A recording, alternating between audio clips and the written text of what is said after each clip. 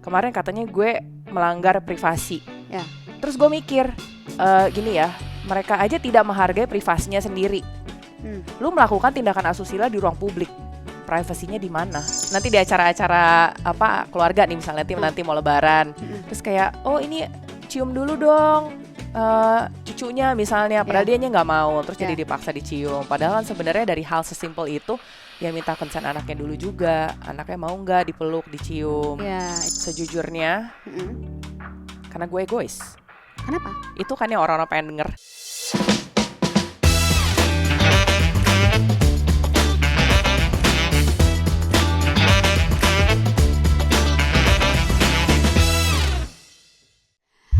Hai Bun Besti, balik lagi di podcast To Be Honest. Jangan lupa like, subscribe, dan share semua sosial medianya Bun Lifetainment. Kali ini aku akan mengundang seorang content creator yang berkutat topiknya tuh di kewanitaan, yaitu Andrea Gunawan. Hai Jan, apa kabar?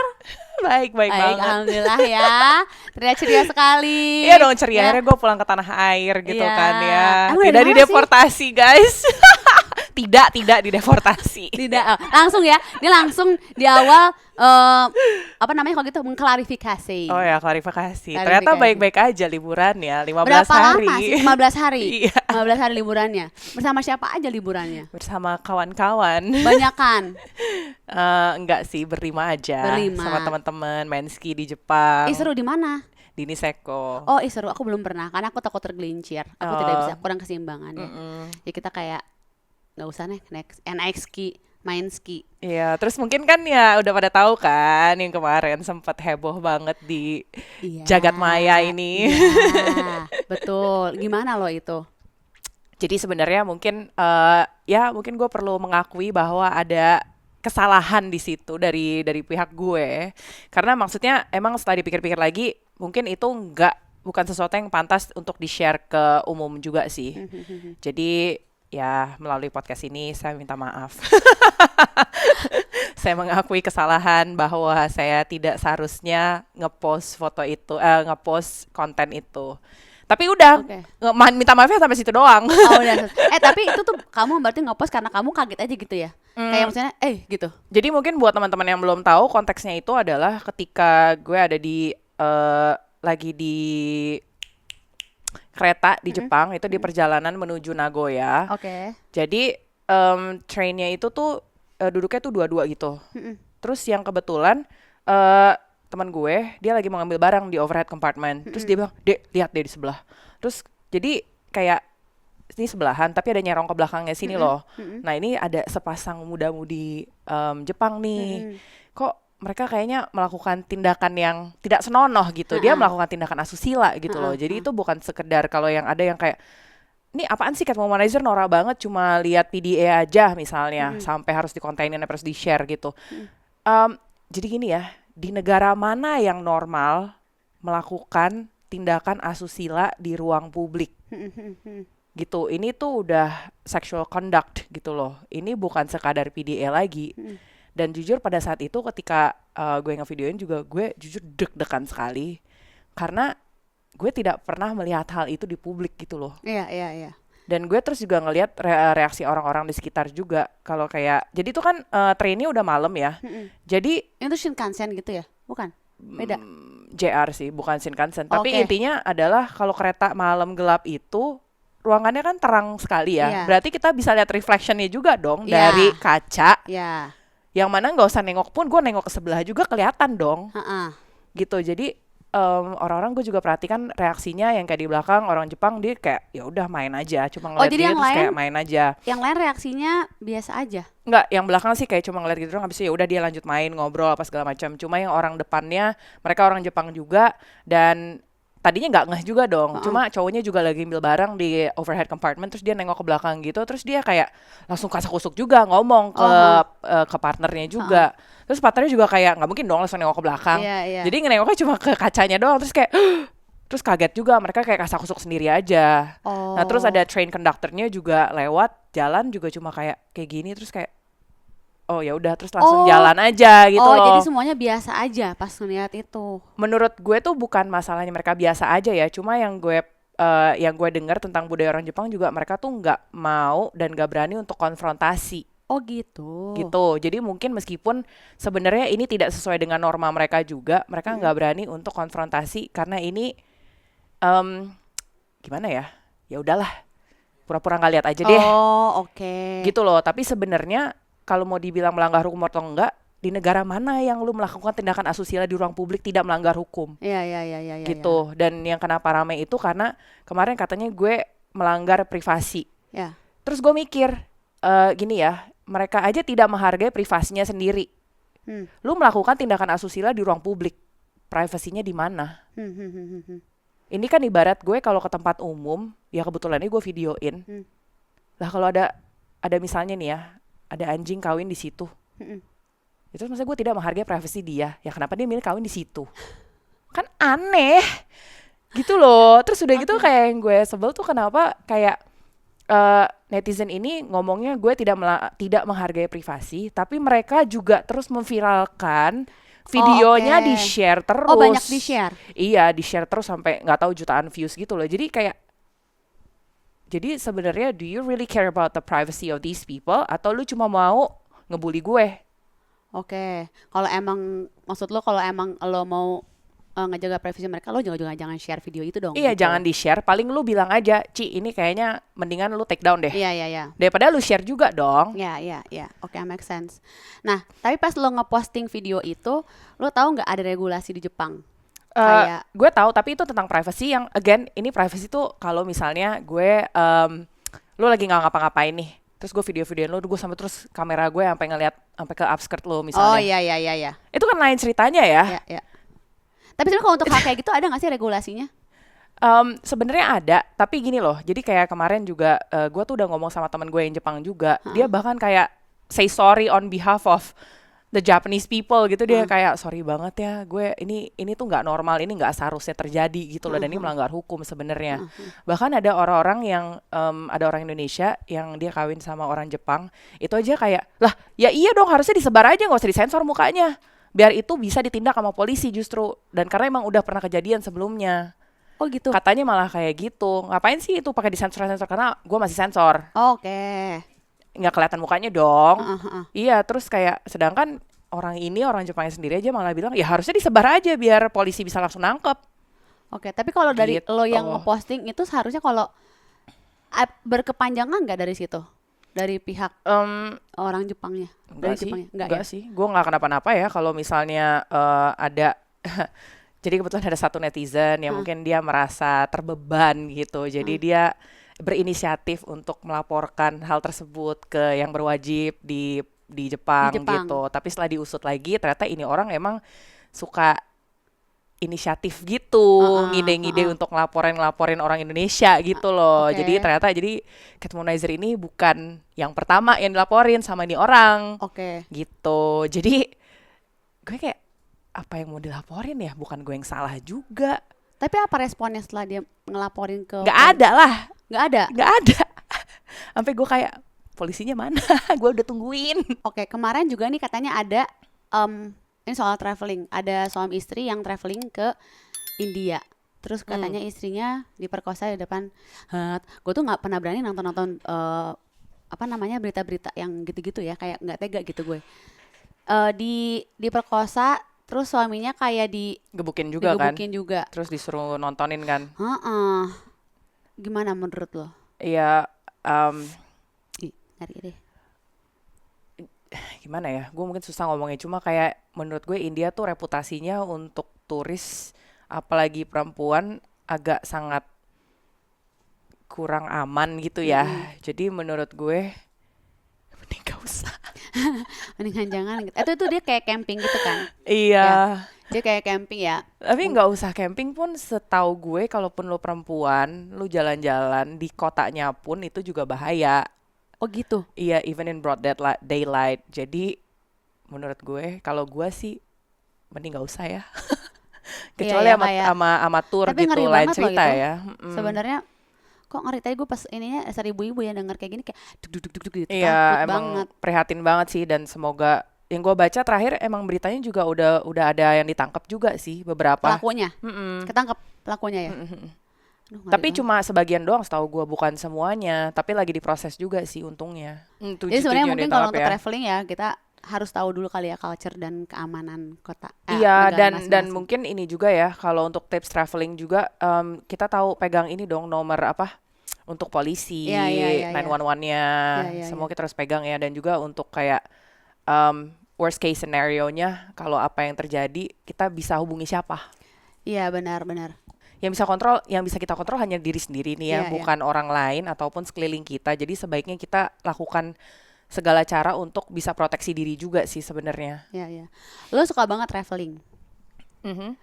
Menurut lo negara yang paling aman tuh di mana? Menurut gue sejauh ini yang paling aman sebenarnya bisa dibilang Jepang sih. Jepang sama Kanada lah menurut gue. Karena kalau kayak Jepang itu dari pengalaman pribadi gue, orang-orangnya tuh sangat helpful, even though mereka tuh kebanyakan nggak bisa bahasa Inggris. Iya. Jadi kayak misalnya waktu itu kayak gue lagi mau make sure nih, ini kok di Google Maps kayaknya disuruh turun dulu di sini terus transfer. Terus gue tanyalah sebelah gue ibu-ibu orang Jepang, dia nggak bisa bahasa Inggris, tapi kayak dia kayak terus kayak dicariin dulu informasinya di aplikasi trainnya dia. Terus dia kayak ya dengan bahasa tubuh dia lah kayak bener kok yang Google Maps gue. Terus kayak ya udah gitu gue turun, gue pikir udah dong kelar sampai situ. Enggak dong, dia ternyata nganterin gue sampai platformnya untuk make sure nanti lo naik train yang ini jangan salah. Habis itu dia dadah-dadah terus dia pergi.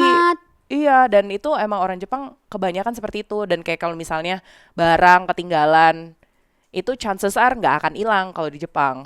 Akan ada di situ aja karena mereka kayak gitu kalau ada yang ngambil tuh biasanya turis yang ngambil. Karena biasa mereka tuh kayak ya udahlah itu bukan, it's not none of my business gitu lah. Ya kalau emang ada barang yang tinggal di situ ya udah. Atau kalau nggak dibalikin ke lost and found. Di Kanada juga kayak gitu dari pengalaman gue ya. Aman. Jadi menurut lo negara yang aman Jepang dan Kanada. Iya. Tapi lo pernah ngalamin nggak dijahatin orang pas lagi traveling atau ada hal buruk terjadi pas lo lagi traveling? Sejauh ini sih untungnya belum pernah ya. As far as I could remember, kayaknya belum ada sih kejadian yang kurang mengenakan. Enggak, tapi kalau misalnya kecopetan itu kayak misalnya di Amerika atau di Eropa juga, itu emang itu mesti hati-hati juga sih. Karena kan sebelum kita traveling harusnya research dulu ya di sini yang banyak terjadi kasus-kasus kriminalnya, pencopetan segala macam apa. Dan jadi tahu apa yang harus dibawa, apa yang harus kita pakai juga, dan attitude kita ketika lagi traveling seperti apa. Jangan kelihatan celingukan, kayak main handphone terus. Iya, benar. Gitu-gitu. Jadi sebaiknya diperhatikan aja sih. Oke. Nah, Andrea kan concern banget seputar sexual reproduction health. Nah, menurut lo tuh hal basic tentang sexual reproduction health yang harus para wanita tahu itu apa?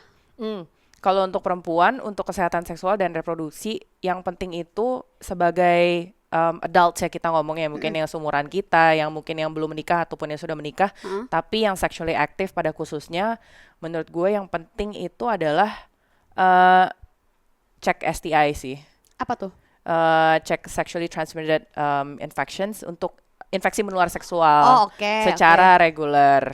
Itu untuk memproteksi diri sendiri dan orang yang kita sayang juga.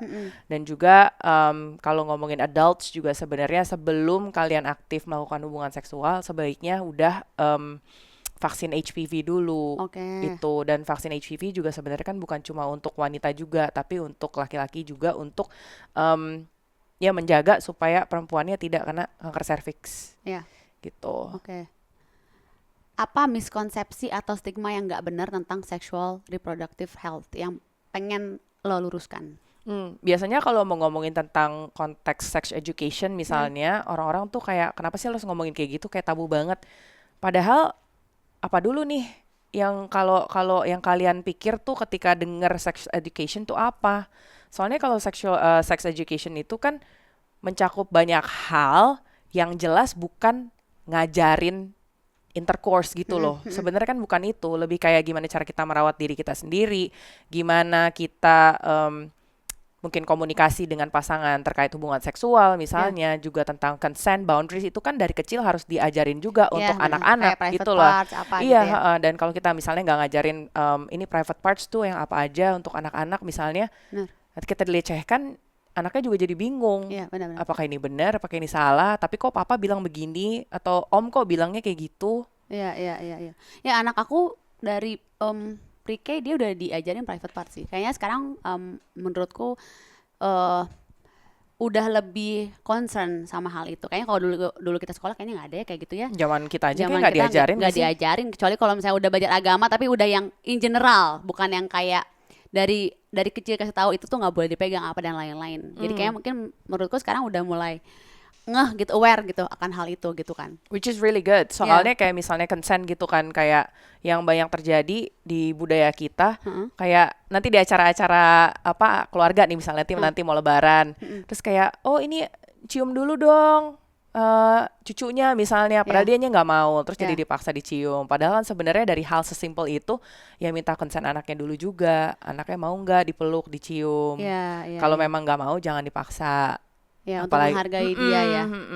Oke. Gitu. Dari menurut lo apa selain kayak misalnya untuk dari pupuk dari dini gitu, untuk informasi dari dini untuk tentang seksual tadi itu, kayak tadi kan private parts. Abis itu menurut lo apa biar kayak kan itu dari kecil ya, mungkin yang ABG umur kayak anak SD, SMP gitu. Yang mereka harus tahu. Puber sih sebenarnya ya, tentang puber, tentang menstruasi, tentang mimpi basah, itu menurut gue perlu diajarin karena tadi kan dari kecil emang ada step-stepnya yang menurut gue sebenarnya itu baiknya didiskusikan sama psikolog anak sih sebenarnya. Iya, benar. Biar step-stepnya lebih jelas, kayak umur segini baiknya appropriate jelasin apa, karena anyway ini menyangkut kemampuan mereka untuk menerima informasi anyway kan, biar disesuaikan dengan umur-umurnya. Kalau untuk mungkin remaja tadi ya tentang puber dan juga mungkin tentang ini sih sebenarnya kalau udah mulai naksir gimana perilakunya gitu sampai sebenarnya. Sampai mana atau gimana gitu ya. Sebenarnya kalau gue sebagai orang tua pun emang sering membahas kayak gimana cara nyampeinnya ya. Karena kan kalau yang lebih lanjut lagi kita kayak agak bingung nyampein, takut salah penyampaian, diterimanya juga salah gitu. Tadi mungkin benar untuk solusinya kalau untuk ibu-ibu atau orang tua yang pengen ngasih tahu anaknya itu bisa ke apa tadi child psychologist sih, psikolog anak sih sebenarnya. Biar penyampaiannya benar gitu, biar anaknya juga menerimanya juga benar. Tapi menurut gua kalau kayak gitu lebih ke ini juga sih, membina hubungan dengan anak dulu dong. Iya benar. Yang dari kecil, kalau misalnya nggak pernah ada ngomong, nggak ada kehangatan, nggak ada kedekatan, kalau tiba-tiba remaja terus tiba-tiba mau ngomong, mau ngomongnya gimana? Kaku ya kayak bukan gitu cuma ya. kaku doang, mereka juga nggak akan reseptif nerimanya karena kayak emang mama tahu apa sih? Iya. Kenapa jadi mendadak kok? Why are you so interested in my life now? Padahal kemarin-kemarin kok nggak diperhatiin. Ya benar juga. Iya. Benar. Nah, self fulfillment orang kan beda-beda ya. Ada yang bahagia dengan menjadi orang tua, ada juga yang memilih child free. Nah, kalau lo sendiri kan, kenapa lo memilih child free? Sejujurnya, karena gue egois. Kenapa? Itu kan yang orang-orang pengen denger. Nggak, tapi sejujurnya nih kan maksudnya child free ini udah mulai banyak orang yang mengangkat atau speak up masalah child free ini ya sebenarnya menurut gue. Kalau dulu mungkin nggak ada. Dan menurut gue semua orang punya alasan masing-masing sendiri-sendiri gitu. Concernnya beda-beda, nggak semua tuh sama, nggak bisa kayak child free karena A B C D fix, nggak. Semua orang kan beda-beda. Begitupun sama orang tua yang memilih. Ya mungkin sekarang lebih sensitif karena untuk kayak orang-orang kayak kok lo aneh banget sih gitu misalnya. Tapi semua orang punya alasan masing-masing karena yang tadi itu kan lo juga punya alasan masing-masing. Kayak tadi kata lo egois. Egoisnya kenapa? Karena gue tahu betapa berat bebannya menjadi orang tua, betapa berat beban untuk parenting. Itu susah banget dan juga bukan cuma untuk parentingnya sendiri. Semua hal yang seorang ibu dan seorang bapak harus jalani ketika dari proses mungkin conceiving, dari proses hamil sampai akhirnya anaknya tumbuh dewasa, itu berat sekali dan tanggung jawabnya gue mendingan enggak. Lo merasa kayak nggak usah gitu ya? Iya, gue nggak usah karena gue tahu kapasitas diri gue sendiri. Gue tahu kapasitas gue sendiri dan juga karena gue kapasitas secara finansial. Oke. Jadi kayak misalnya ada netizen yang kayak bilang aja lo nggak mampu, ya emang nggak mampu. Daripada gue maksain. Kan lo tahu kan sekolah itu mahal ya? Iya, ya elah Beb, nggak usah cuma sekolah, bukannya susu, diapers juga mahal ya? Iya, benar, itu benar. Belum nanti kalau lo baca di Twitter kayak ternyata untuk imunisasinya, untuk check up tiap bulan itu bisa berapa mahal banget. Gue kayak nggak dulu deh kalau gitu. Emang gue punya pilihan untuk enggak juga toh. Iya, itu juga hak lo. ya kan?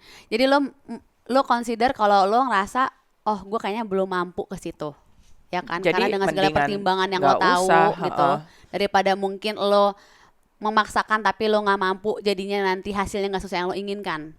Karena lu tadi mau ngomongin kayak bisa sesuai yang lu inginkan.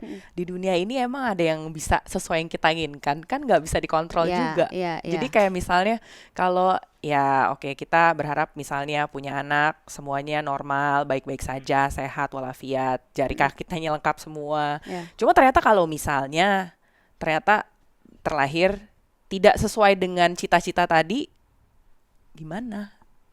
Apakah akhirnya bisa sanggup menerima gitu, legowo, bisa jadi apa ya, tetap merawat anaknya dengan penuh kasih sayang dan lain-lain.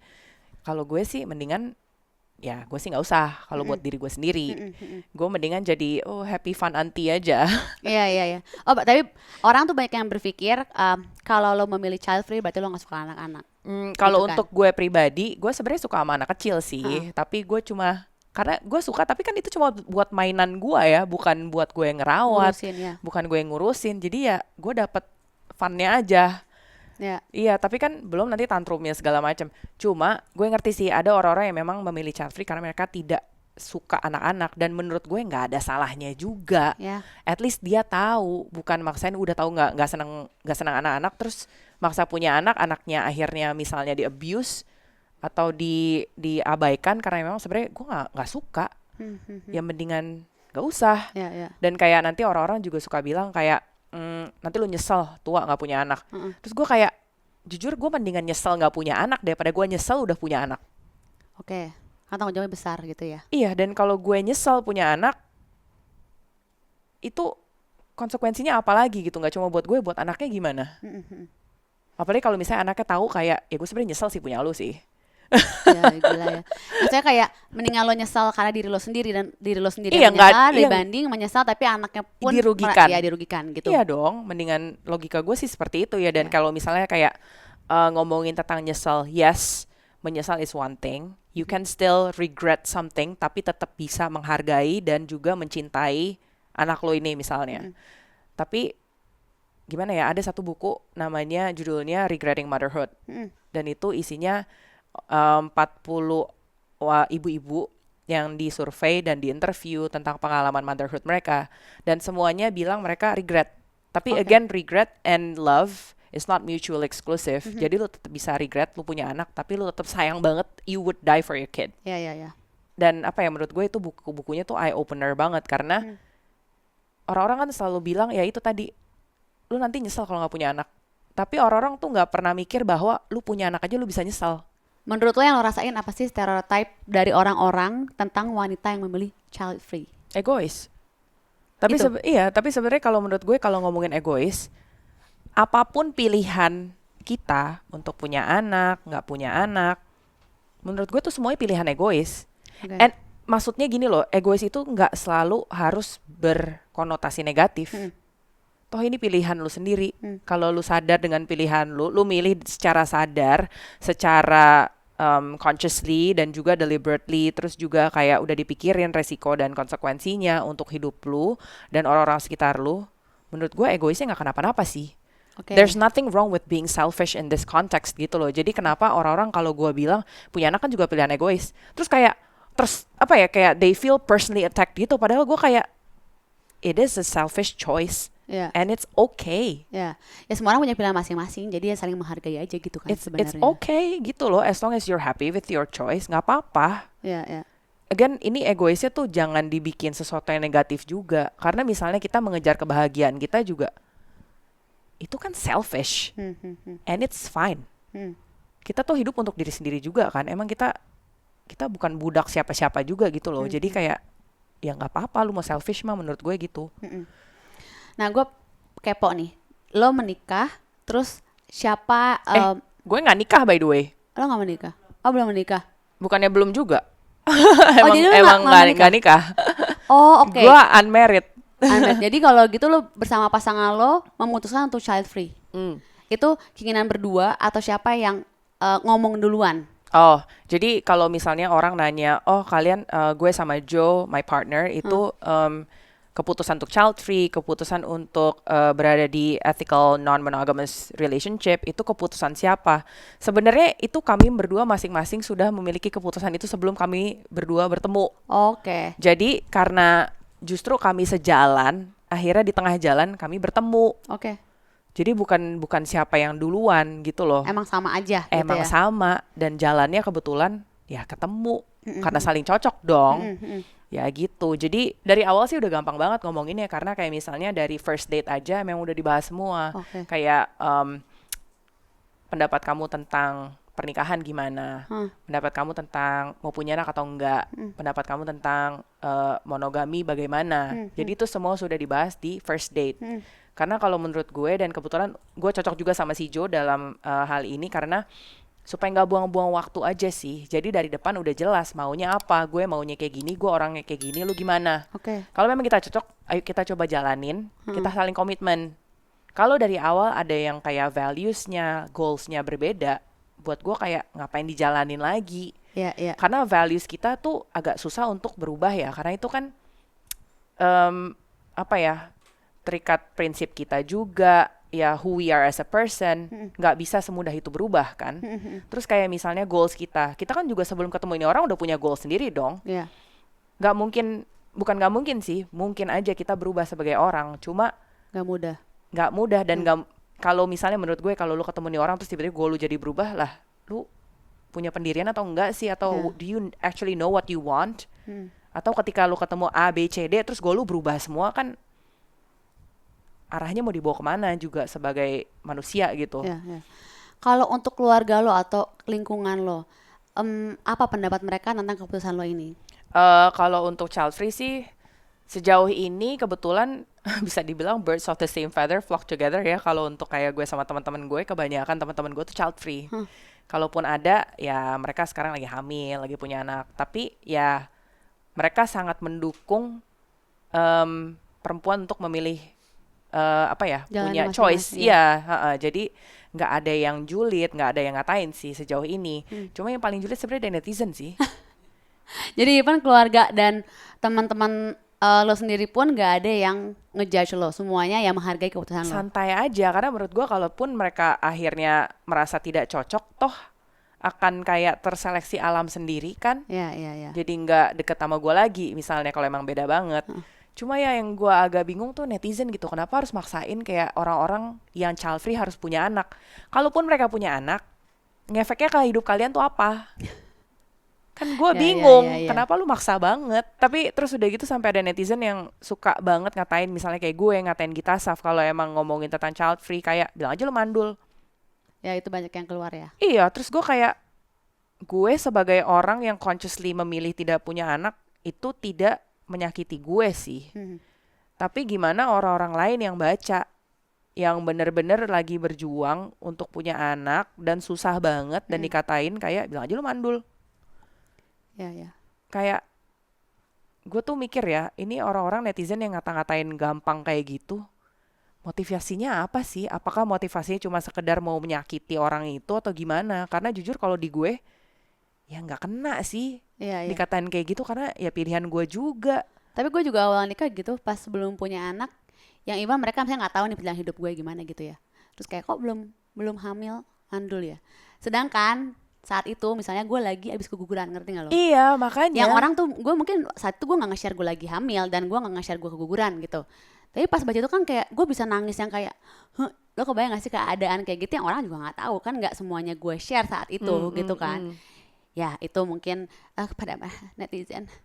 Iya, dan kalau misalnya yang kebetulan ngomongin yang ngatain gue, bilang aja lo mandul, dan setelah diliatin profilnya, karena dia pakai profil beneran. Jadi bisa dilihat dong orangnya seperti apa. Jadi gue kayak, oh that's very interesting. Dia kebetulan seorang ibu beranak 3, udah nikah 2 kali, dan dia kalau dibaca dari Twitternya itu memang yang kayak, aduh kapan ya gue bisa menjalani hidup tanpa harus mikirin besok makan apa, anak-anak gue makan apa. Jadi di Twitternya tuh yang makanya kan ada orang-orang yang akhirnya lihat ini Twitternya kok chatnya tweetnya tuh semua kayak gitu loh, curcolan. Jadi gue kayak, kok lu bisa dengan gampang yang ngatain gue mandul, sedangkan lu punya anak 3 aja, dari tweet-tweet lu ini lu pun kesusahan sebenarnya. Ya, terkadang memang orang cuman ngomong untuk kayak iseng aja gitu. Tapi kan? isengnya sangat salah. Iseng sih. Iseng banget. Nah. Tapi komen-komen yang paling parah di mana? Instagram apa Twitter? Menurut gue paling jahat di Twitter sih. Dan lo bacain semua?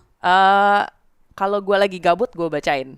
Dan lo apa perasaan lo, kayak gedek udah gitu udah, atau kayak? Kalau gue sih, kalau misalnya gue tahu gue nggak salah, gue nggak baper sih. Nah tadi sebenarnya pas kita ngomongin soal pasangan lo ngomong open relationship. Gue jadi penasaran nih, gue pikir open relationship, kalau gue nih, gue awam gitu, open relationship itu kalau orang udah menikah. Ternyata itu open marriage. Oh beda.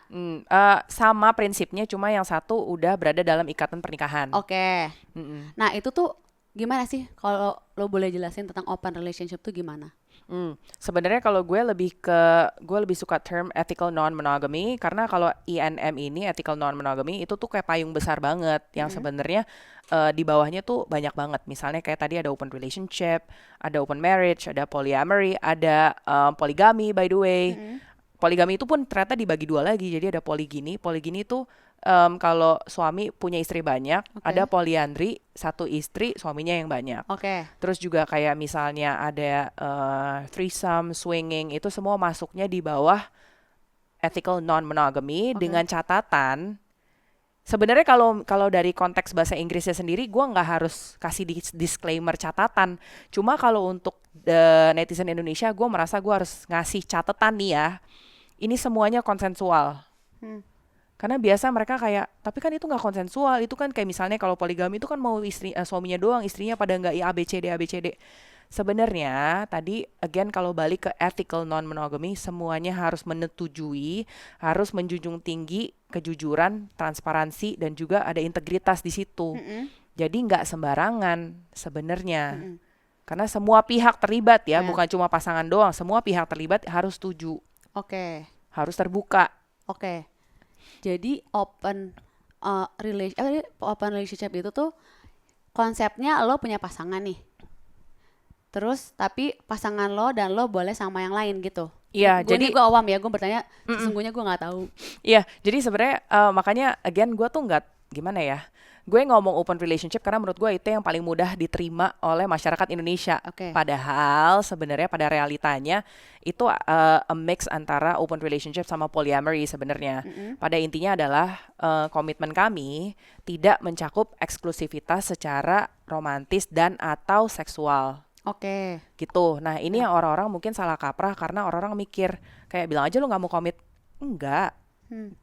Gini loh, komitmen gue mungkin berbeda sama komitmen lo, tapi bukan berarti di hubungan gue tidak ada komitmen. Jadi kalau bisa gue analogikan, itu tuh seperti misalnya kita lagi masak Thai green curry misalnya. Lo masaknya pakai daging. Gue vegan, jadi gue nggak pakai daging. Tapi kan namanya tetap sama-sama Thai green curry. Nah itu maksudnya gue kayak just because our commitment looks different, bukan berarti nggak ada komitmennya.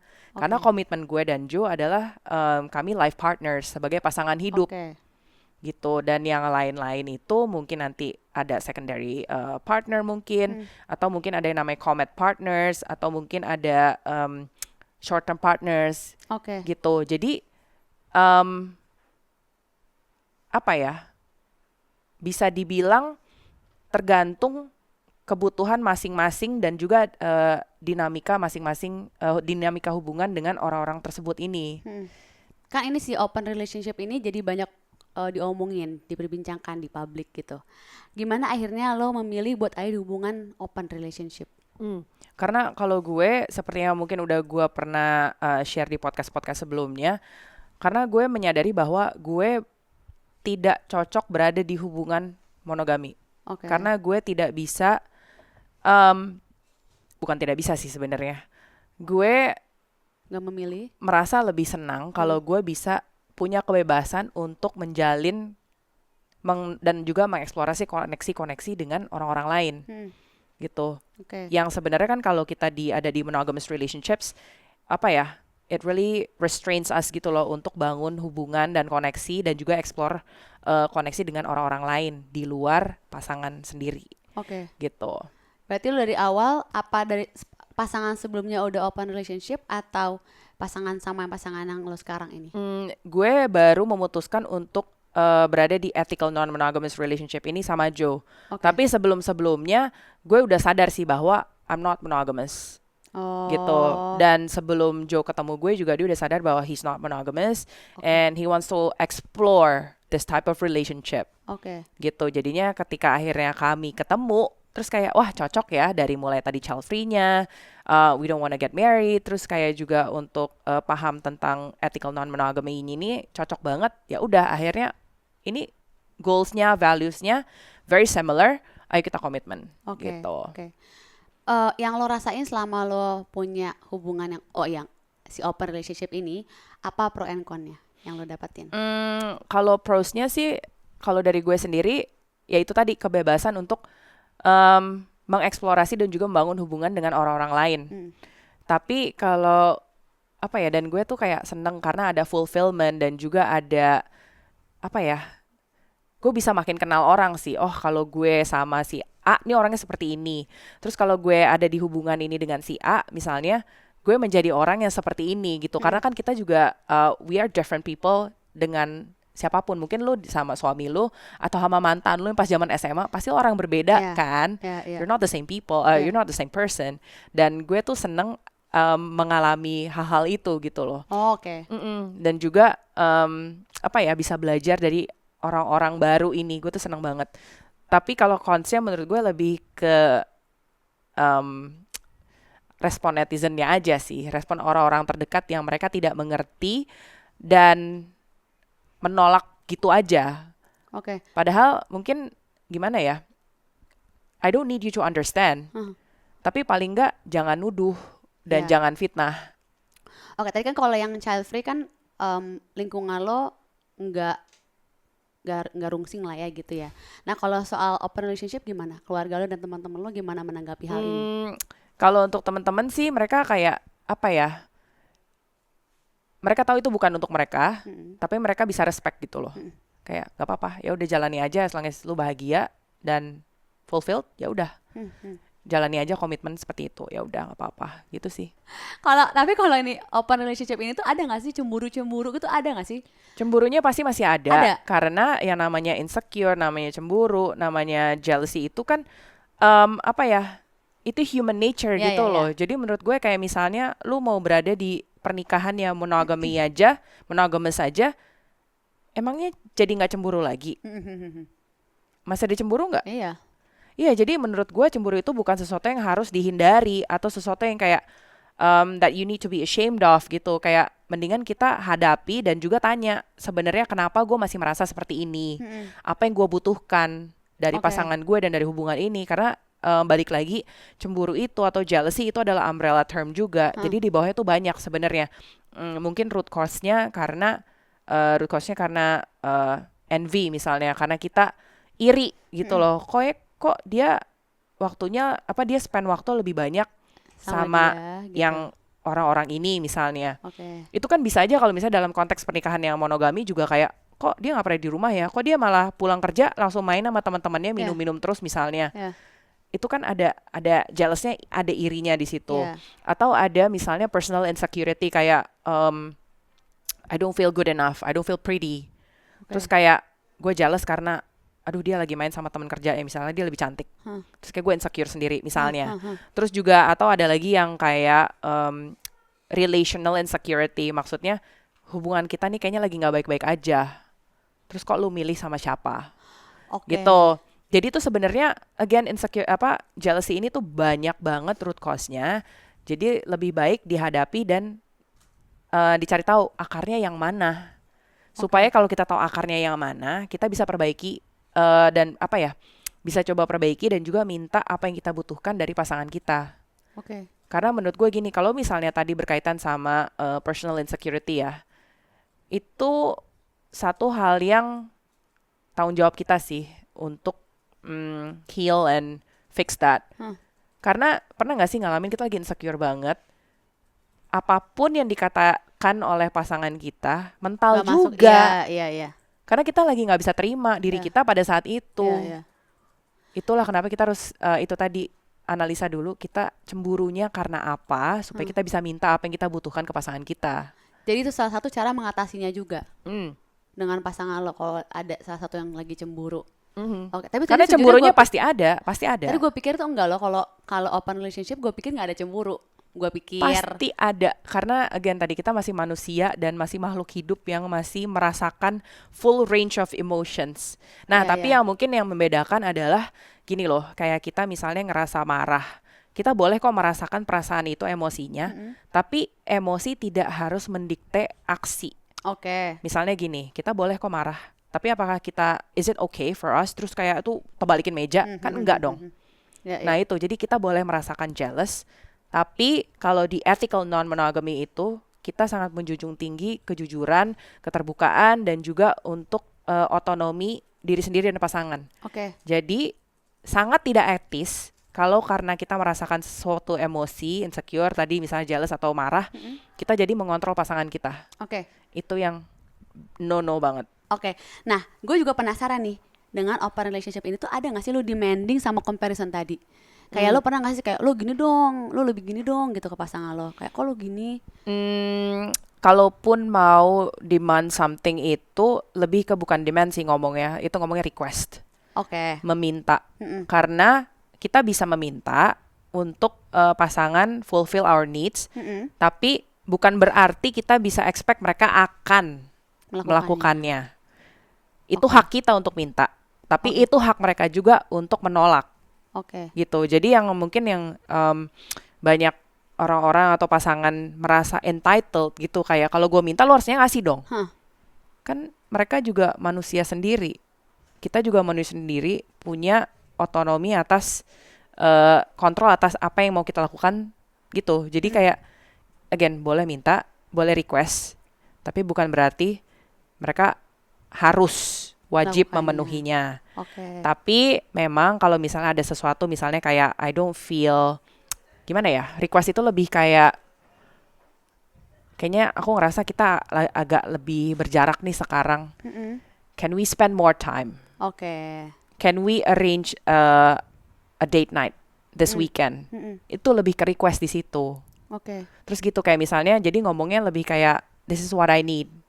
I need to feel loved. I need to feel kita lebih ada intimacy. Makanya aku minta ada date night dong. Gitu. Dan dari situ kalau memang pasangannya beneran sayang dan beneran memprioritaskan kalian dan hubungan kalian, ya tentunya harusnya thank you for telling me what you need. Ya udah, I'm gonna give it to you. Ayo kita plan date night-nya. Jadi lebih ke request, bukannya demand. Kalau demand itu kan, kalau request kan kita minta, kalau demand kan kayak kita nagih. Kalau menurut gue soalnya kalau demanding itu tuh kayaknya lu entitled banget atas apa yang pasangan lu, pokoknya pasangan lu harus kasih gitu kan. Padahal sebenarnya nggak kayak gitu. Dan soal kalau comparison, sebenarnya mungkin manusiawi juga sih untuk membedakan ya, untuk bukan membedakan, membandingkan. Cuma apa ya? Menurut gue membandingkan ini tidak selamanya negatif juga. Karena yang biasanya kejadian di my personal experience, justru dengan membandingkan itu, justru semuanya gue makin yakin bahwa pasangan gue Joe ini udah the best partner yang gue punya gitu. Karena gue ada pembandingnya, dan karena gue merasa hubungan gue tuh udah sangat solid banget sekarang. Lu udah berapa lama menjalin hubungan dengan Joe? Sekarang 2.5 years. Baru 2,5 tahun. Oh gitu. Nah lo kenapa akhirnya lo ngasih tahu ke orang-orang kalau lo dalam open relationship? Kalau gue lebih ke gue pengen ngasih tahu orang bahwa ada lo opsi seperti ini. Jadi itu sama seperti child free tadi, ethical non-monogamy, ada lo opsi seperti ini supaya orang-orang tahu bahwa kalau mereka memang bukan monogamous person, ada opsi yang bisa kalian jalani juga, daripada mereka sebenarnya udah tahu, tapi karena mereka tidak tahu ada opsi ini, akhirnya menikah, akhirnya selingkuh, akhirnya merasa terjebak di pernikahan yang monogami, misalnya. Kalau kalian tahu ada opsinya kan bisa lebih make informed decisions juga. Jadi gue orangnya seperti ini, ternyata ada opsi seperti ini. Jadi apa yang gue pilih nih? Karena memang komitmen itu lagi-lagi pilihan memang. Jadi bisa aja sebenarnya orang yang non-monogamous atau polyamorous memilih berada di komitmen monogamous, itu bisa. Tapi mungkin mereka akan merasa lebih terkekang mungkin, atau mungkin merasa tidak fulfill, tidak happy, tapi komitmennya bisa dipilih. Tapi kan paling nggak kalau gue udah memberikan ini lo ada opsi ABCD, ya orang-orang bisa mikir sendiri lah, ditimbang sendiri pros and cons-nya apakah cocok untuk mereka. Jadi mereka bisa memilih pilihan yang terbaik untuk mereka masing-masing ya. Seru banget obrolan hari ini loh. Gue sampai tercengang mendengarkan dia berbicara. Karena semua yang dibahas ini gue nol. Sejujurnya makanya gue kayak biasanya gue kayak wow gitu. Thank you banget loh Andre datang ke sini, udah ngobrol-ngobrol sama kita di sini. Semoga happy datang ke sini ya. Terima kasih juga Bun Besti. Maaf kalau ada salah kata. Semoga bermanfaat, diambil yang baiknya, dibuang yang buruknya. Jangan lupa like, share, dan subscribe semua sosial medianya Bun Lifetime. Bye Besti.